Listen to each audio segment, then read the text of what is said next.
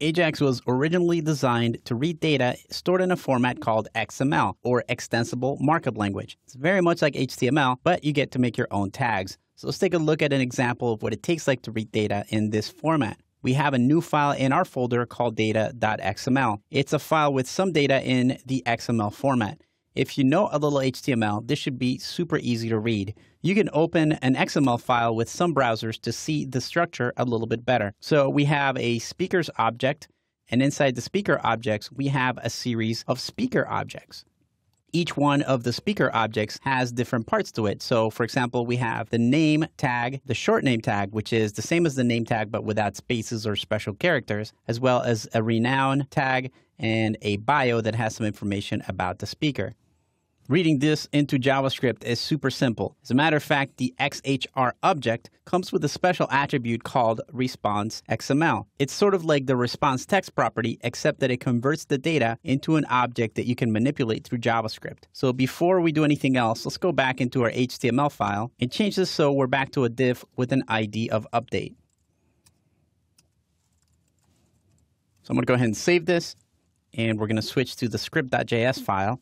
And now we need to change the request so that it doesn't request the data.txt document, but instead uses our XML document. I'm also going to remove the lines of code that are looping through all of my elements. So now that we're linking to the XML document instead of the text argument, let's just take a look at the response XML property of our request. So let me save that and switch over to my browser. And let me hit the back button to go back into my file, and then I'll refresh this. So let's go into our console and take a look at what we get back. So you see that what we get back is essentially a document with some data inside it that's pretty much like what we saw in the XML file. The XML object is really easy to go through. We can use the getElementByTagName with an HTML or an XML document. So if we wanted to get to, say, the name of the second user, you could do something like this. So let me go ahead and save that, and then I'll switch over to my browser, and we'll hit refresh.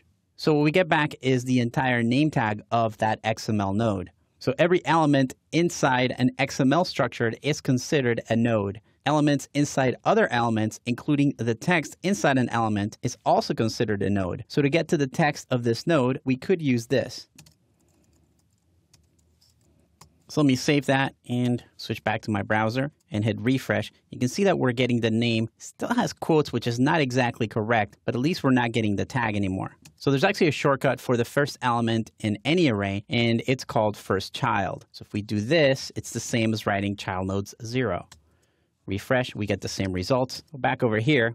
So if you look at what we get, it's the value in quotes, and it's not exactly the text of the node. To get that, we'd have to use the node value property like this.